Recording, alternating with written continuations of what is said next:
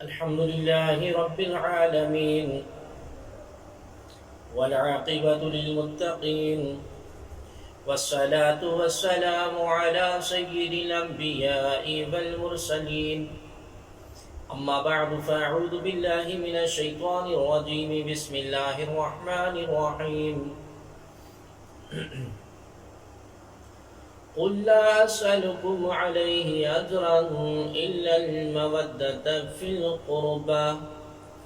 آمنت بالله صدق الله مولانا العظيم وبلغنا رسوله النبي الكريم الأمين، ونحن على ذلك لمن الشاهدين والشاكرين، والحمد لله رب العالمين.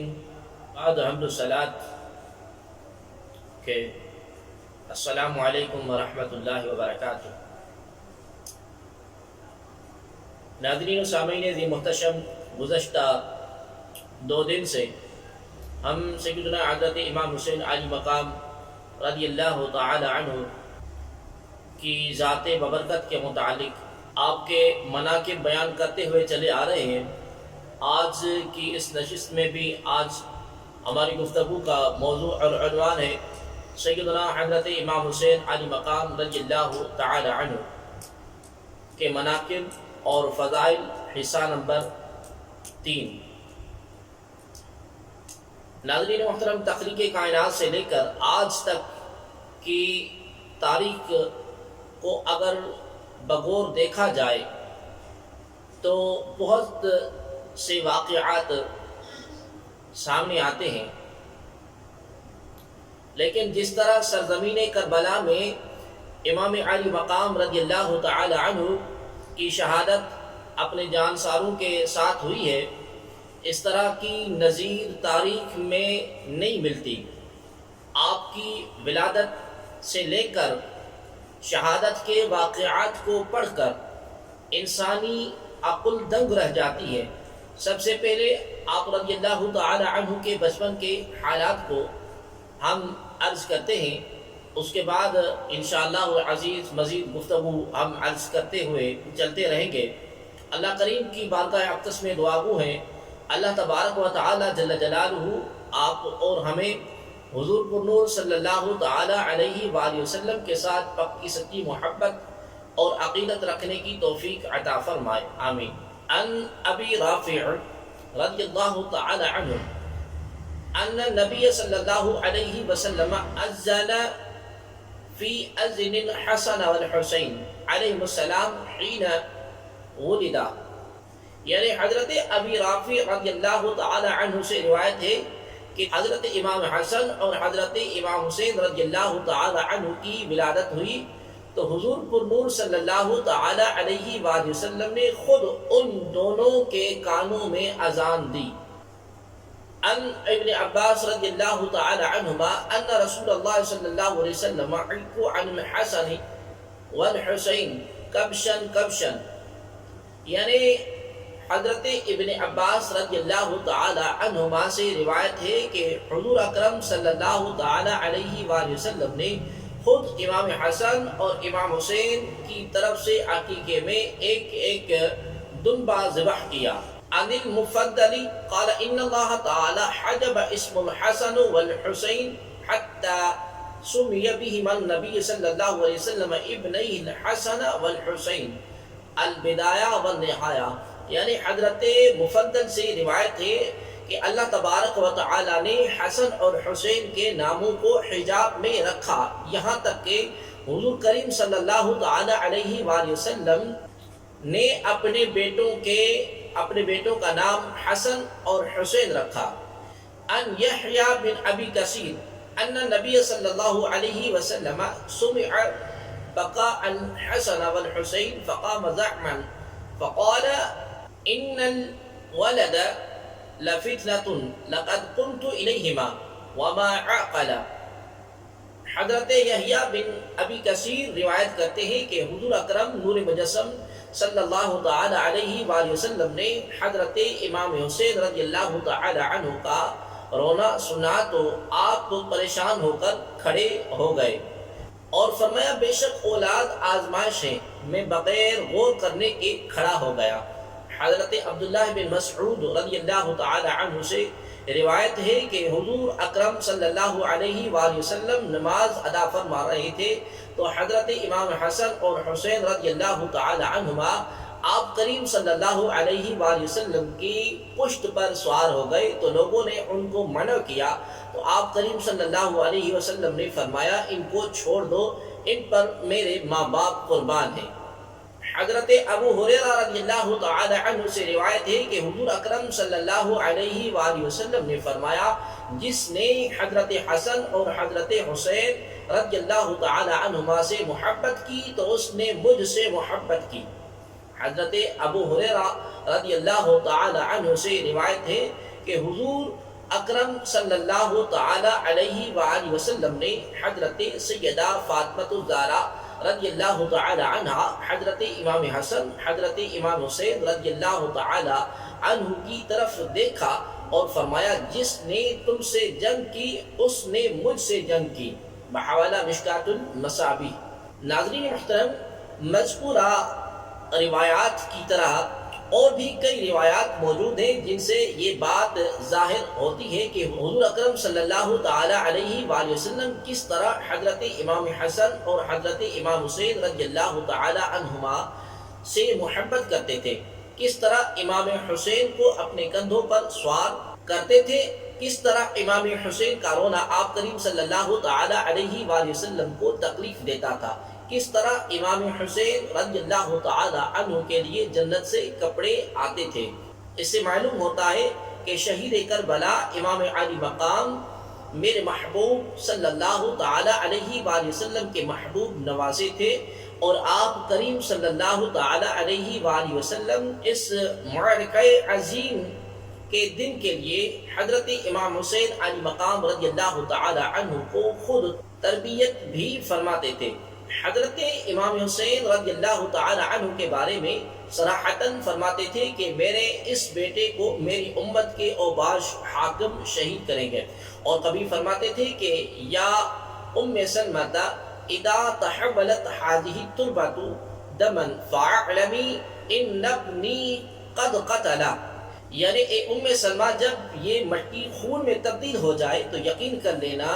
کہ میرا لخت جگر شہید کیا گیا۔ میرے محبوب نبی کریم صلی اللہ تعالی علیہ وآلہ وسلم نے تو حضرت امام حسین رضی اللہ تعالی عنہ کی وفات کی جگہ بھی بیان فرما دی تھی کہ انہو تقتل بکربلا، یہ میرا نواسہ حضرت امام حسین رضی اللہ تعالی عنہ کربلا کی زمین میں شہید کیا جائے گا۔ ایسے دور میں جب حضرت امام حسین رضی اللہ تعالی عنہ کی شہادت کا واقعہ رونما ہونے والا تھا تو اس دور کے لیے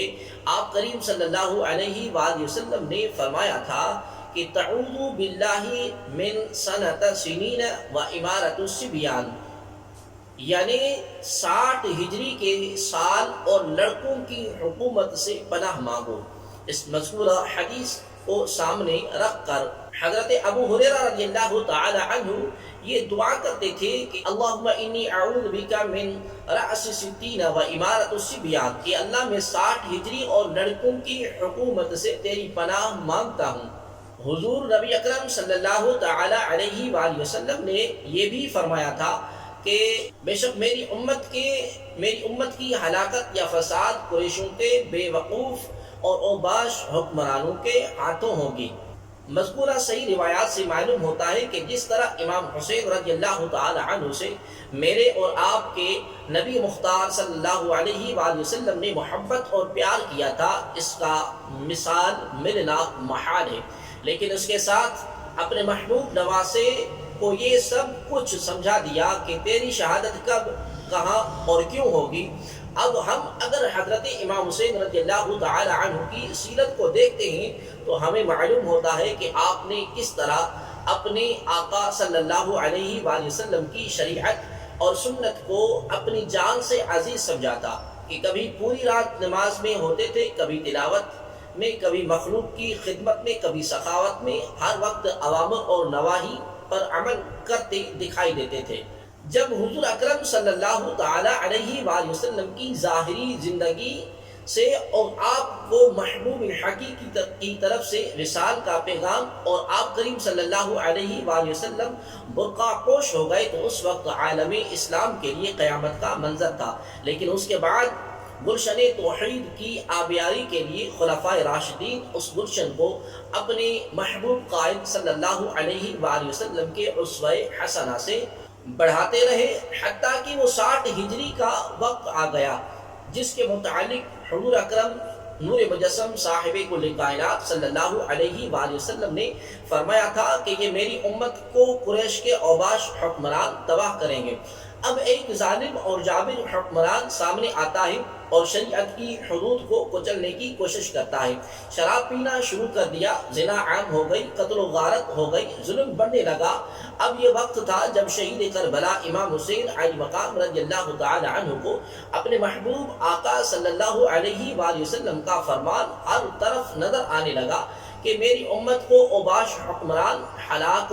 کریں گے۔ حضرت امام حسین رضی اللہ تعالی عنہ کو معلوم تھا کہ جب عربستان کی سرزمین پر معصوم بچیوں کو زندہ درگور کیا جاتا تھا، بت پرستی عام تھی، بیاج خوری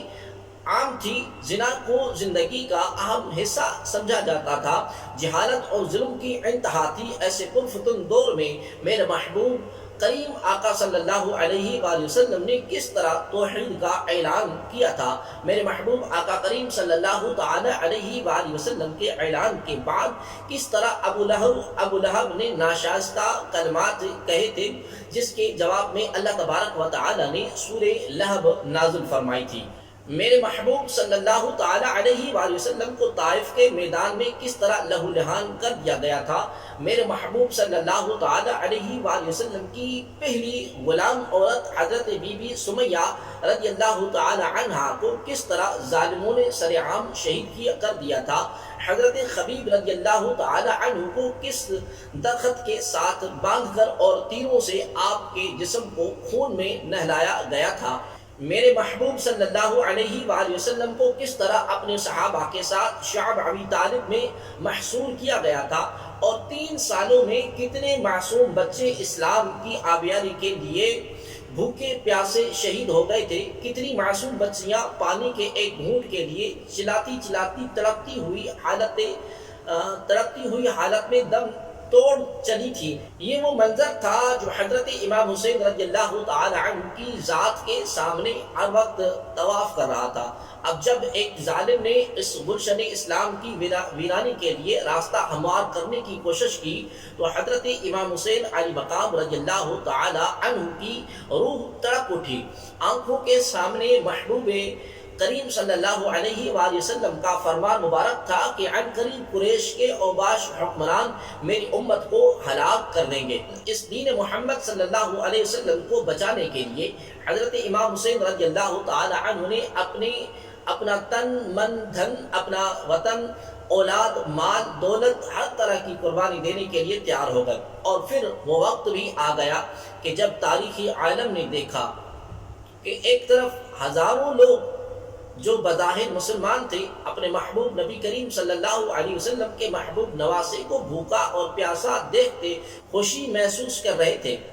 لیکن امام حسین رضی اللہ تعالی عنہ کو ان کے جانساروں کو پانی کا ایک گھونٹ پلانا ان کی نظر میں بڑا جرم تھا۔ در حقیقت یہ مقام رضا تھا جہاں بڑے بڑے اولیاء اللہ بھی ڈگمگاتے ہیں۔ یہ اللہ تبارک و تعالیٰ کی ذات کا فیصلہ ہے کہ انسان کو بھوک، خوف، مال، ثمرات وغیرہ کی کمی سے آزمایا جاتا ہے کہ دیکھا جائے کہ انسان اپنے مالک حقیقی کی رضا پر راضی رہتا ہے یا نہیں۔ لیکن تاریخ عالم نے دیکھا کہ حضرت امام حسین علی مقام رضی اللہ تعالی عنہ نے اس مقام پر رضا کا دامن نہیں چھوڑا اور جابر اور ظالم کے سامنے اپنی گردن نہ جھکائی۔ اب وہ آخری مرحلہ مقام رضا بھی آپ پہنچا جب حضرت امام علی مقام کے سامنے